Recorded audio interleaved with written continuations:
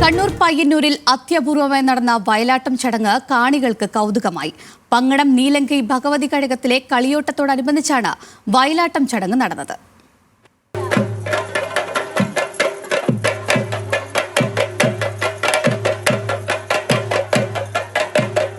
നീലങ്കൈ ചാമുണ്ടിയുടെ പ്രതിപുരുഷനായ കോമരം ഒരു കൈയിൽ വാളും മറുകൈയിൽ 8 പന്തങ്ങൾ ചേർന്ന ദണ്ഡും പിടിച്ച് നീലങ്കൈ ചാമുണ്ടിയുടെയും വിഷ്ണുമൂർത്തിയുടെയും തെയ്യക്കോലങ്ങൾക്ക് അഭിമുഖം നിന്ന് പ്രത്യേക രീതിയിൽ ചുവടുകൾ വെച്ചുള്ള ആട്ടമാണ് വയലാട്ടം.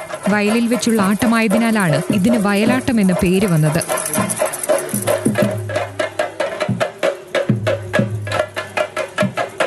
തുടർന്ന് ചെമ്പും ചോറുമെടുത്തുള്ള ഓട്ടമെന്ന ചടങ്ങും നടന്നു. ഒരു ദിവസത്തെ വ്രതാനുഷ്ഠാനങ്ങൾക്ക് ശേഷം 10ഓളം ബാല്യക്കാർ ചേർന്നാണ് ചെമ്പും ചോറും ചടങ്ങ് നടത്തുക. ചൂടുള്ള ചെമ്പും ചോറുമായി ബാല്യക്കാർ ക്ഷേത്രത്തിന് ചുറ്റും 3 തവണ ക്ഷേത്രേശ്വരന്മാരുടെയും തെയ്യക്കോലങ്ങളുടെയും അകമ്പടിയോടെ വലം വെക്കുന്നതാണ് ഈ ചടങ്ങ്. ന്യൂസ് മലയാളം, കണ്ണൂർ.